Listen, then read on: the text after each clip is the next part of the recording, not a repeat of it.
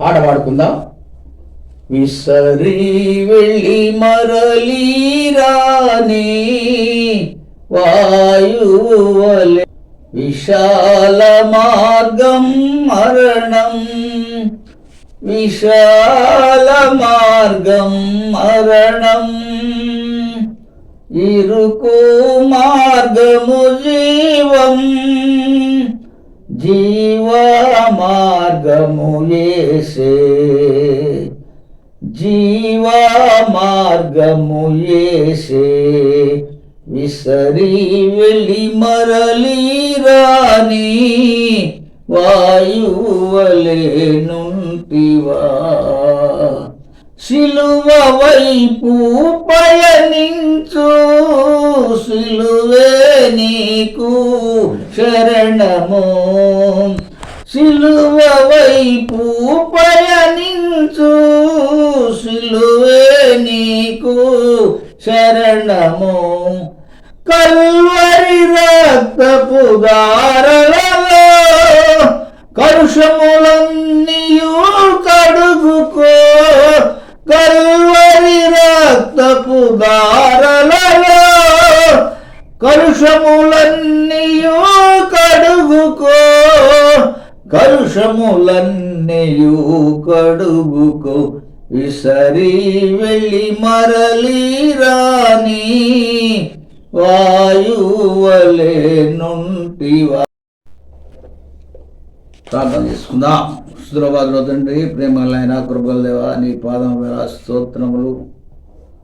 మా నోట వాక్కును పలికించే దేవుడు నువ్వే. ఆత్మ ద్వారా నువ్వు ఆ కార్యం జరిగిస్తావు. ఎందరో ప్రవక్తల ద్వారా మాట్లాడిన దేవుడు ఇప్పుడు మా ద్వారా మాట్లాడుతున్నావు. పరిశుద్ధాత్మ ఆదరణ ద్వారా మీరు మాట్లాడుతున్నారు. మా మాటలు మీ దృష్టికి అంగీకారం కాదు, కానీ మీ ఆదరణతో మేము నింపబడినప్పుడే నీ మాటలు మేము మాట్లాడగలం. మా సొంత శక్తి చేత బలం చేత మేమేం చేయలేం, కానీ ఆత్మకార్యం మీరు మాలో జరిగించుకొని నా మహింపరచుకోమని చేస్తున్నాం, నేర్చున్నాం తండ్రి. ఆమేన్. యెషయా గ్రంథము 38వ అధ్యాయం చూద్దాం. ఆ దినములలో హిజ్కియాకు మరణకరమైన రోగము కలుగగా ప్రవక్తయు ఆమోజు కుమారుడైన యెషయా అతని వద్దకు వచ్చి, నీవు మరణమవుతున్నావు, బ్రతుకవు గనుక నీవు నీ ఇల్లు చక్కబెట్టుకోమని యెహోవా సెలవిస్తున్నాడని చెప్పగా,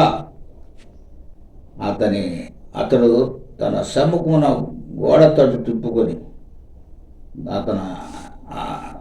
అతడు తన ముఖమును గోడ తట్టు తిప్పుకొని, యెహోవా, యథార్థ హృదయుడనై సత్యముతో నీ సన్నిధిని నేనెట్లు నడుచుకుంటునో, నీ దృష్టికి అనుకూలముగా సమస్తమును నేనెట్లు జరిగించుతునో కృపతో జ్ఞాపకము చేసుకునమని హిజ్కియా కన్నీళ్లు విడుచుచూ యెహోవాకు ప్రార్థన చేయగా, యెహోవాకు యెషయాకు ప్రత్యక్షమై ఇలాగు సెలవిచ్చెను, నీవు తిరిగి హిజ్కియా యొద్దకు పోయి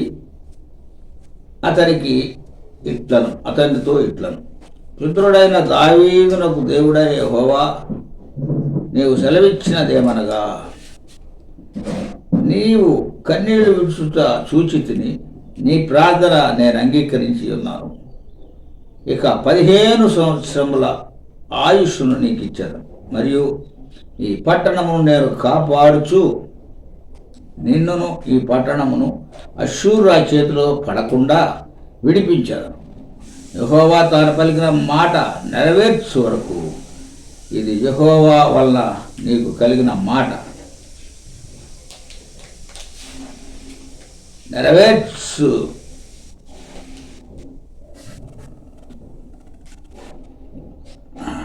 డక్కును, ఇది యెహోవా వల్లయే కలిగింది. సూచన. అహాజు ఎండ గడియారం మీద సూర్యుడు కాంతి చేత దిగిన 7 నీడ మరలా 10 మెట్లు ఎక్కజేశాడు. అప్పుడు సూర్యకాంతి దిగిన మెట్లలో అది మరి మెట్లు మరలా ఎక్కాను. యోధారాజని హిజ్కియా రోగి ఆరోగ్యము పొందిన తరువాత అతడు రచించినది, నా దినముల మధ్యాహ్న కాలమందు నేను పాతాళ ద్వారమున పోవలసి వచ్చును. నా ఆయుష్ శేషము పోగొట్టుకుని ఉన్నాను. యెహోవాను సజీవుల దేశమున యెహోవాను చూడకపోదును. మృతుల లోకవాసినై ఇకను మనుషులకు కానరాకపోదునని నేను అనుకుంటున్నాను. నా నివాసము పెరికివేయబడెను. గొర్రెల గుడిసె వలె అది నా యొద్ద నుండి ఎత్తికొని పోబడెను. నేయువాడు తన పని చుట్టుకున్నట్లు నేను నా జీవము ముగించుచున్నాను. ఆయన నన్ను బద్దె నుండి కత్తిరించుచున్నాడు. ఒక దినములోగా నీవు నన్ను సమాప్తి చేయుచున్నావు. ఉదయం వరకు ఓర్చుకుంటుని సింహము ఎముకలను విరుచున్నట్లు నొప్పి చేత నా ఎముకలన్నీ విరవబడెను. ఒక దినములోగానే నీవు నన్ను సమాప్తి చేయదు. మంగళగత్తి పెట్టాను ఓది కొరకు వలను నేను కిచకిచలాడి తిని గోవలే మూలికి తిని ఉన్నత స్థలముల తట్టు చూచి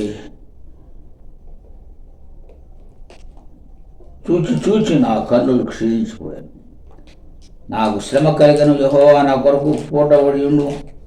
నేనేమందును, ఆయన నాకు మాట ఇచ్చెను, ఆయనే నెరవేర్చును. నాకు కలిగిన వ్యాకులమును బట్టి నా సంవత్సరములని నేను మెల్లగా నడుచుకోను.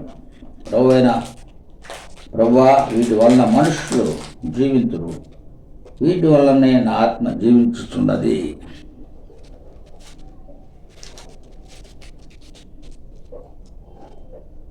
నీవు నన్ను బాగు చేయదు, నన్ను జీవింపచేయదు.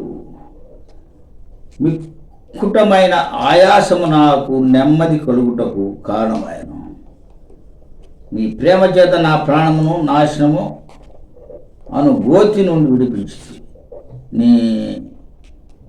నీ వీపు వెనుక తట్టు నా పాపములన్నీ నీవు పారవేసితివి. పాతాళమున నీకు స్తుతులు కలగదు. మృతి నీకు కృతజ్ఞతాస్తుతి చెల్లింపదు. సమాధిలోనికి దిగువారు నీ సత్యమును ఆశ్రయించరు. సజీవులే కదా నిన్ను స్తుతించు. ఈ దినమున నేను సజీవుడనై నిన్ను స్తుతించుతున్నాను. తండ్రులు కుమారులకు నీ సత్యమును తెలియజేతుడు. యెహోవా నన్ను రక్షించువాడు. మన జీవితమంతయు యెహోవా మందిరంలో తంతి వాయిద్యములు వాయింతుము. మరియు యెషయా అంజూరపు పండ్ల ముద్ద తీసుకొని పుండుకు కట్టవలను.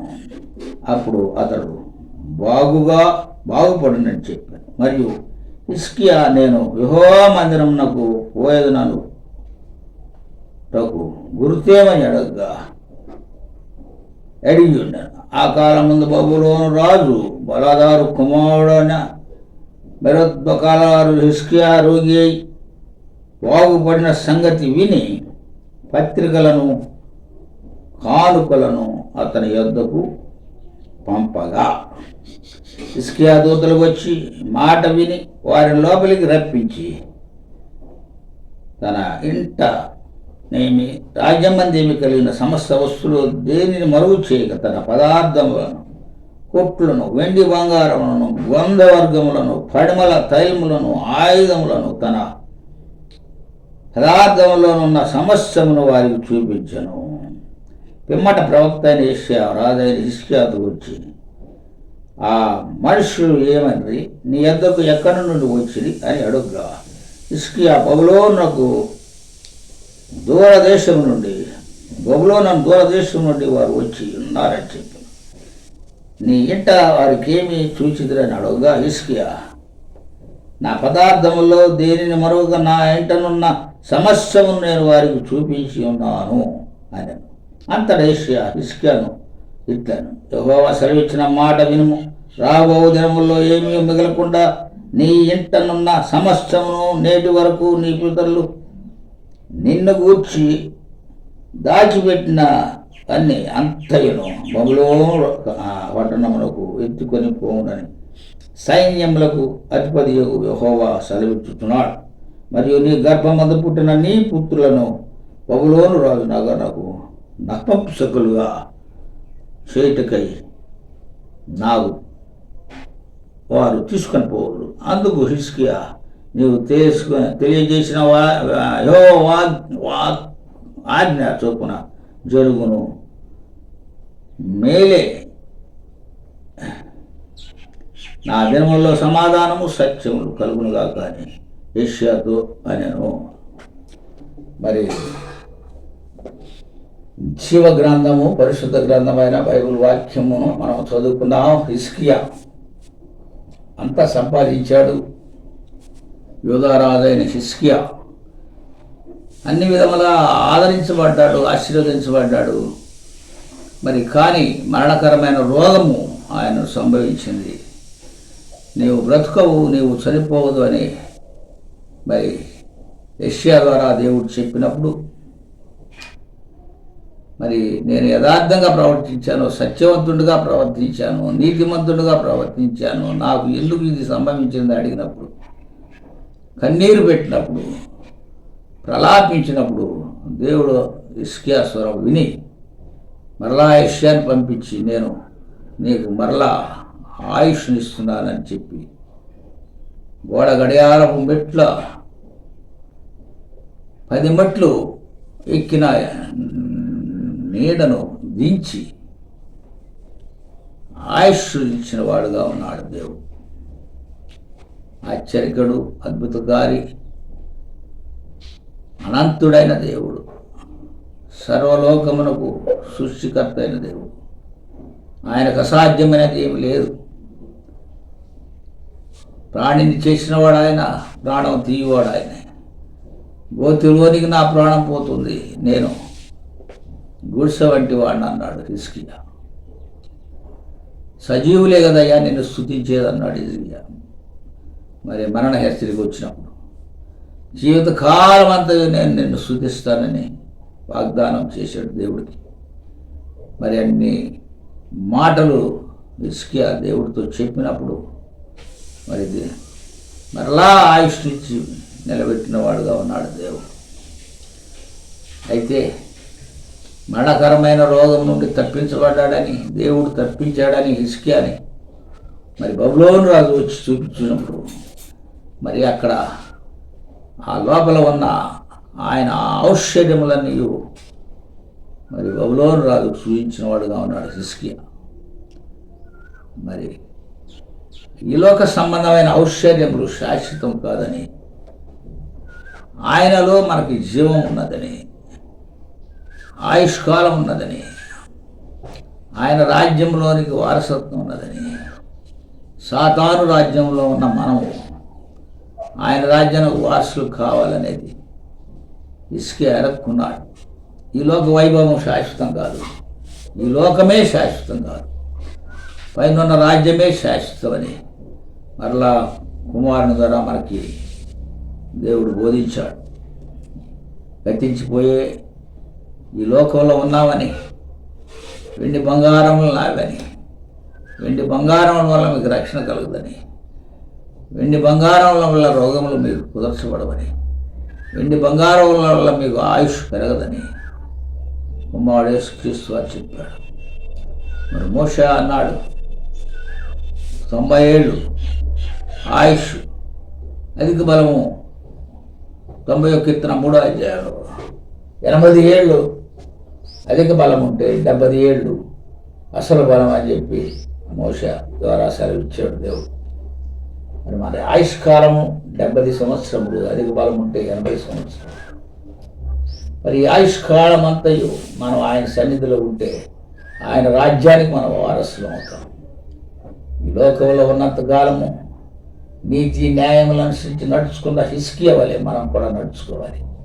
అయితే ఈ లోక ఔషధములను చూసి మనం మరి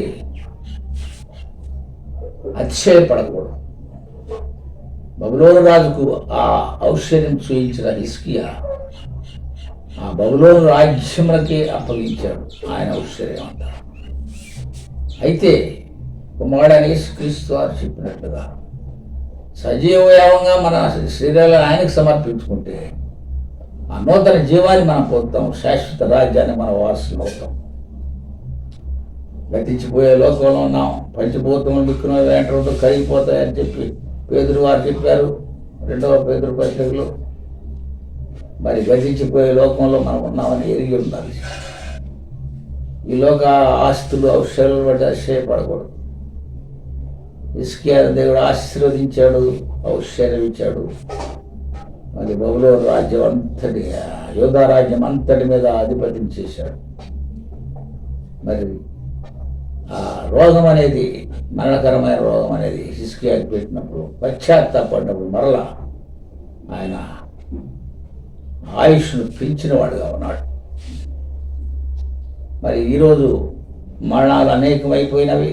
ఎన్నో మరణాలు, బాల్య మరణాలు, చివరి కాలంలో మరణాలు, మరి వృద్ధాప్య మరణాలు ఎన్నో సంభవిస్తున్నవి. రేపేమి జరుగునో మనం తెలియని పరిస్థితుల్లో మనం ఉన్నాం. మరి రాకడ కాలం చివరి రోజుల్లో మనం ఉన్నాం. అటు ప్రకటన గ్రంథంలో ఇదిగో త్వరగా వస్తున్నానని చెప్పి ఆయన అన్నాడు. మరి ఆ రాకడకు సమయం ఏమిటంటే యుద్ధములు జరుగుతాయి. మరి ఆ యుద్ధ అక్కడక్కడ మరణాలు సంభవిస్తుంటే రాజ్యం మీద రాజ్యం లేస్తుందని యేసయ్య శిష్యులకు చెప్పాడు. మరి ఇప్పుడు వాతావరణం కూడా అలాగే ఉంది. ఆ జీవితకాలం అంతా ఆయన సన్నిధిలో ఉండి ఆయన స్తుతించవలసిన మనం ఉన్నాం. మన్ను నిన్ను స్తుతించునా అన్నాడు హిజ్కియా. సజీవులు సజీవులే కదా నిన్ను స్తుతించే అన్నాడు. మరి అనుభవంలో మనం అందరం రావాలి. హిజ్కియా అనుభవంలోకి నీవు వస్తున్నావా లేదా? మరణకరమైన రోగంలో ఉంటే నువ్వు ఆయన తట్టు చూస్తే ఆయన నిన్ను పరామర్శించేవాడు ఉన్నాడు, నీకు ఆయుష్ను పొడిగించేవాడు ఉన్నాడు. మరి అట్టి ఆయుష్ కాలం ఇచ్చేవాడు దేవుడు. మరి ఆయన కుమారుడైన యేసుక్రీస్తు వారికి కీర్తనల గ్రంథం 102:25 ప్రకారం ఆయన దీర్ఘాయువును కలుగు చేసిన అన్నాడు. యేసయ్యకు దీర్ఘాయువును కలుగు చేసి ఆయన సంవత్సరంలో అంతము లేదంట.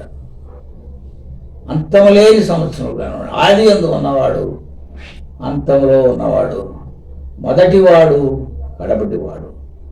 ఆ యేసయ్య వైపు మనం చూసినప్పుడు మన ఆయన రాజ్యంలో ఉండడానికి అంగీకరించబడేవాళ్ళం ఉంటాం. మరి 1 కొరింథీ 15:20 ప్రకారం ప్రథమ ఫలంగా ఆయన అంగీకరించబడ్డాడు దేవుని రాజ్యానికి. ఆ తర్వాత తమ వరుసలో బ్రతికించబడ్డారు. మరి ఆ సజీవులుగా మనంగా ఉంటే వారు ఎలా సజీవులుగా ఉన్నారో, ఆ మరణం చూడకుండా జీవంలో దాటారో, మనం కూడా కుమారుని ద్వారా మరణంలో నుండి జీవంలోనికి దాటుతాం. ఈ లోకంలో మరణించకుండా ఉండేవాడు ఎవరు లేరు. మరణం చూడక బ్రతుకు నరుడు ఎవడు లేడు. 89:48 ప్రకారం కీర్తనలు గ్రంథం. అది మరణ శాపము ఆదాము వల్ల వచ్చింది. మరి నిత్య జీవము కుమారుని ద్వారా మనం పొందాం. ఆ నిత్య జీవమునకు వారసుడైన వాడు కుమారుడు. ఆయన వారసులుగా మనం ఉన్నప్పుడు మనం కూడా నిత్య జీవాన్ని పొందుతాం. మరణంలో నుండి జీవంలోనికి దాటుతాం. పునరుద్ధాన బలమును మనం పొందుతాం. పునరుద్ధానము శక్తిని మనం పొందుతాం. మరి మరణ పునరుద్ధానముగా కానీ జీవ పునరుద్ధానానికి మనం ఏర్పాటు చేయబడతాం. తీర్పు పునరుద్ధానమునకు మనం ఉండం. మన క్రియలను బట్టే అది ఏర్పాటు చేయబడుతుంది. వారి క్రియలు చేరుకున్న వారికి తీర్పు అన్నాడు. ఈ లోకం శాశ్వతం కాదని, గతించిపోయే లోకంలో ఉన్నామని, ఆత్మయే జీవింప చేయనదని, ఈ శరీరం కేవలం నిష్ప్రయోజనమని, ఇది మంటి శరీరం అని, మంటికి పోతుందని, ఆత్మ తాను దయచేసిన దేవుని దగ్గరకు చేరుతుందని మరి ప్రసంగి చెప్పాడు. జ్ఞాని అయిన ప్రసంగి సొలొమోను. మరి ఎవరు కూడా ఈ లోకంలో జీవించిన వారు లేరు. మరి ఆనాడు ఆది కాండంలో వారు 1000 సంవత్సరాల వరకు బ్రతికారు. కానీ క్రమంగా అది ఇప్పుడు 70 సంవత్సరాలకు వచ్చింది. అధిక బలం ఉంటే 80 సంవత్సరాలు. ఈ లోపల మరి ఏదన్నా సాతాను క్రియ జరిగితే మనం మింగివేస్తూ ఉంది. మన అక్రమ క్రియలను బట్టి ఆ మరణం మన మీదకి వస్తుంది. ఇర్మియా గ్రంథంలో కూడా అంటాడు 5:22 5:22 మరణము మీ కిటికీలు ఎక్కుతుందని ఇశ్రాయేలు ప్రజలు అన్నాడు. వారి యొక్క అక్రమ క్రియలను బట్టే ఆ మాట అన్నాడు. ఆ మరణం అనేది మనకు సంభవించకుండా జీవంలోని దాటిపోవాలంటే జీవాధిపతి అయిన కుమారుడు యేసుక్రీస్తు వారి దగ్గరికి మనం చేరాలి. అట్టి అనుభవంలో మనం అందరం చేరి మరి ఆయన రాజ్యానికి వారసు కావాలని హిజ్కియా మనకు సాదృశ్యంగా ఉన్నాడు. హిజ్కియా వేడుకున్నాడు, సజీవులుగా దయ్యాన్ని నేను చూసించాడు అన్నాడు. ఆ సజీవులంగా ఉన్న మనము నిత్యము ఆయన ఆరాధించాలి, నిత్యం ఆయన స్తుతించాలి, నిత్యము ఆయన సన్నిధిని వెతకాలి, నిత్య రాజ్యంలోకి ప్రవేశించాలి. అటు అనుభవంలో మనమందరం ఉండాలని కోరుకుంటూ ఈ యొక్క మరి సందేశాన్ని ముగిస్తున్నాను. వందనాలు.